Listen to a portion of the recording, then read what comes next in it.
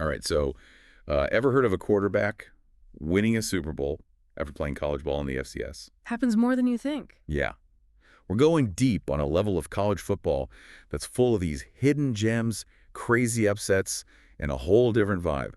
Get ready to impress your friends with your FCS knowledge. You're about to become that person at the tailgate with all the surprising stats. Because let's be real, everyone loves an underdog story, right? Oh, absolutely. Okay, so we've got some prime source material for this deep dive. First up, excerpts from Wikipedia, which is always good for a history lesson, right? Yeah. But then hold on to your hats. We've got a raw data sheet of every single FCS school. Conferences, locations, you name it. I'm talking hidden columns in an Excel spreadsheet. This is serious data digging.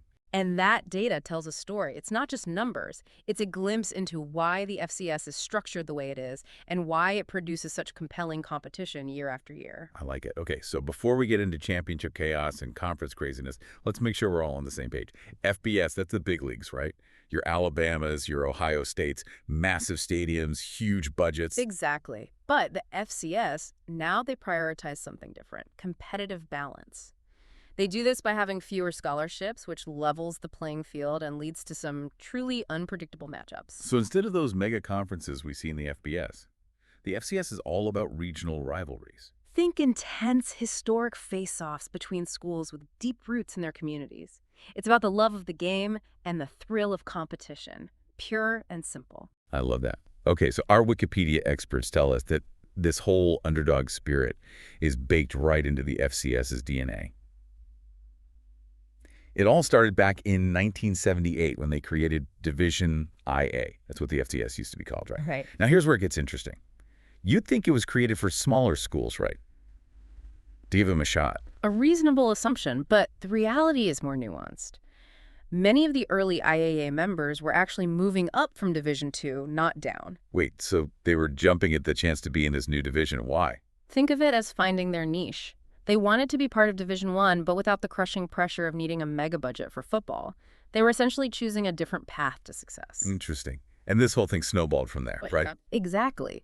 By 1982, IAA membership exploded as schools scrambled to meet new NCAA rules, further solidifying the division's unique position in college football.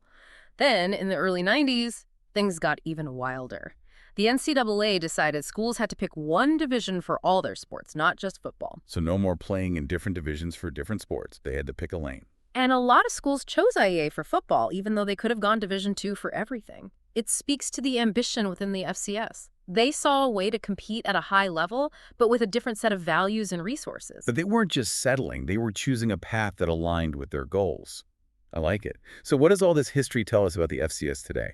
It means the FCS today is this fascinating mix of schools with rich traditions, some with dreams of climbing to the FBS, and others perfectly content to dominate the FCS scene.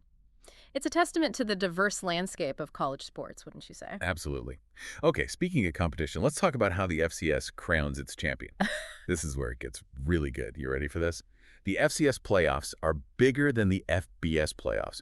We're talking a whopping 24 teams battling it out for the national title. And that's not just some random number. That larger bracket means more teams are in contention, which means more upsets are possible. You're not just watching the same 4 teams every year. More excitement, more drama, more of those Cinderella stories we were talking about. It's like March Madness, but for football.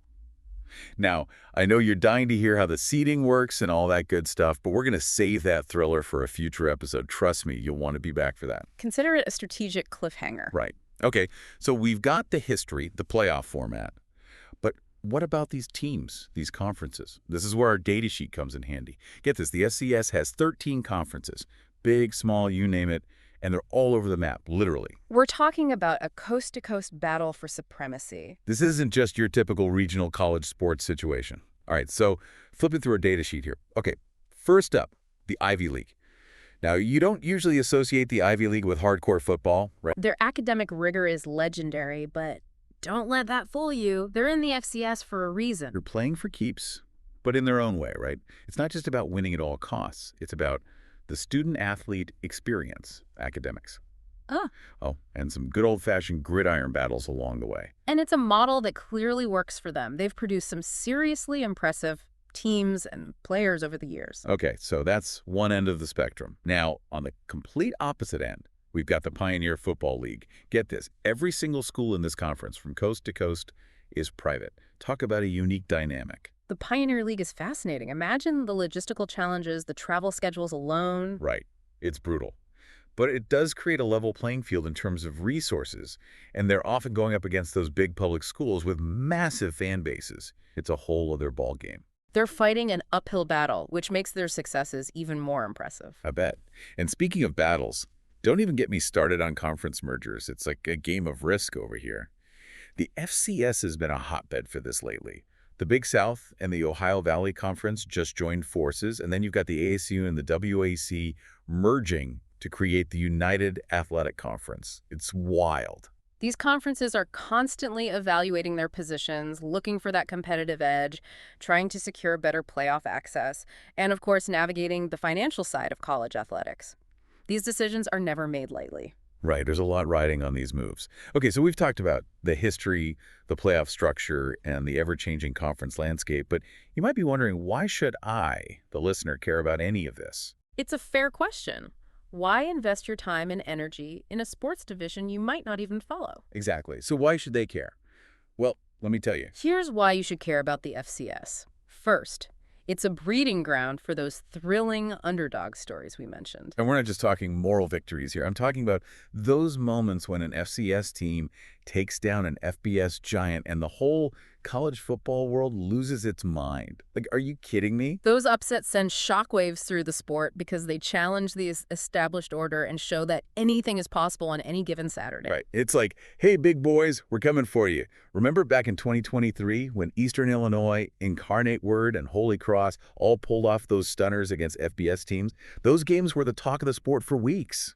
And it's not just about upsets. The FCS is a pipeline to the NFL. You'd be surprised how many household name pros got their start playing FCS ball. Seriously, it's wild. We were looking at some of the names earlier, and I was blown away.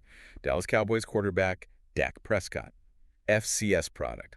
Los Angeles Rams Super Bowl MVP Cooper Kupp.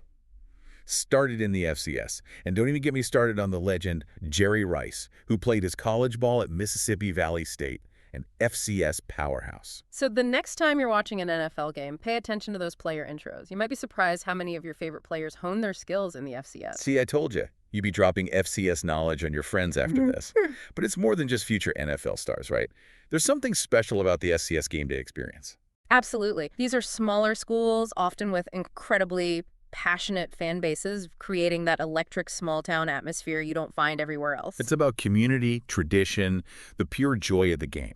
Okay, so we've been digging into this data sheet, and one thing that jumps out is the geographical diversity. We're talking programs from coast to coast, all competing for the same national title, 47 states. It's a true testament to the national reach of the FCS. And it's not just big cities or traditional college towns either. We're talking about places like Fargo, North Dakota, home of the North Dakota State Bison, who've built a dynasty, winning 9 of the last 11 national championships. 9. That's more than any FBS school during that same stretch. That's the beauty of the FCS. It has the power to elevate programs and communities that might otherwise be overlooked.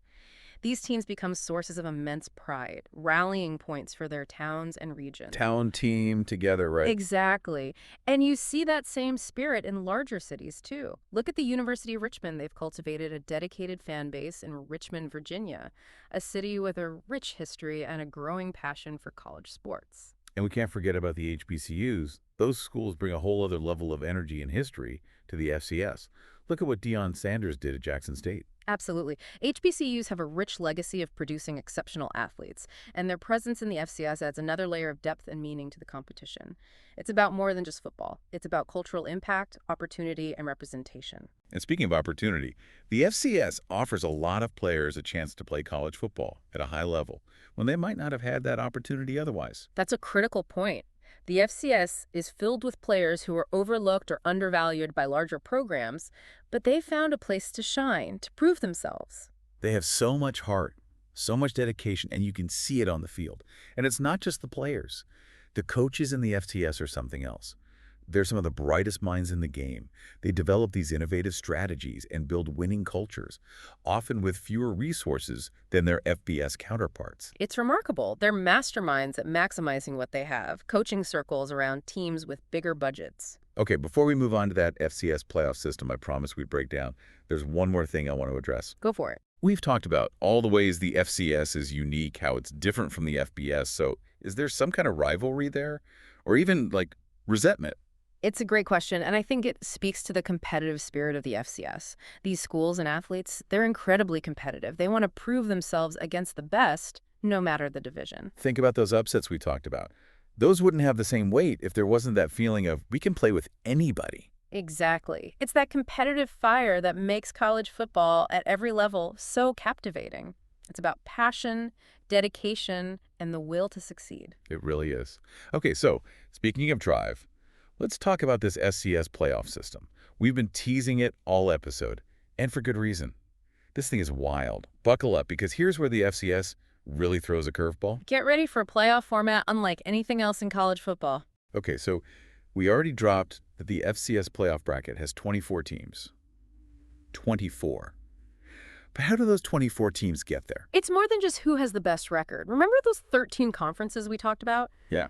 Each conference champion gets an automatic bid to the playoffs. So no matter what, if you win your conference, you're in. It guarantees representation from every corner of the FCS, ensuring that even conferences with fewer resources still get a shot at the title. I love that. More opportunity for those Cinderella stories. Okay, so that's 13 teams down, 11 spots left. That's where those at-large bids come into play. Think of it like this. The committee looks at your whole resume, your strength of schedule, did you beat other top teams? Even tough losses are considered. It's high-stakes evaluation. They're not messing around. So let's say you punch your ticket, you're in the big dance. How does the seeding shake out? The top 8 teams in the bracket get a first-round bye, a crucial advantage as the season winds down. It gives those teams a chance to rest up and game plan while everyone else is battling it out. Smart. And then things really heat up, right? The remaining 16 teams duke it out in the first round, and the winners, they move on to face those rested-up top 8 seeds. No easy road to the championship in this playoff format, and every game is played at the higher seed's home field. You got it. Home field advantage can be a huge factor, especially in those later rounds. The atmosphere, the energy, it all adds another layer of intensity to the playoffs. For sure. Okay, so we could spend another hour breaking down every detail of this playoff system. Yeah. But I think you get the point. It's designed for maximum excitement. More teams, more upsets, more drama. What's not to love? It's must-watch TV for any college football fan. Absolutely. Now, remember that data sheet we've been digging through. Pay close attention to which conferences consistently send multiple teams to the playoffs. Those are your hotbeds of competition, the conferences where you know every week is going to be a dogfight. Yeah, you don't want to miss those games. All right, folks, we've explored the rich history of the FCS, unpacked its unique structure, and dove headfirst into that thrilling playoff system. But most importantly, I hope you came away with a new appreciation for this incredible level of college football. These players, these coaches, they're playing for the love of the game, for their communities, for something bigger than themselves. Don't underestimate the FCS. They might be under the radar, but they play with a whole lot of heart. So next time you're looking for some hard-hitting, unpredictable, and downright inspiring football, you know where to find it. Until next time, keep diving deep.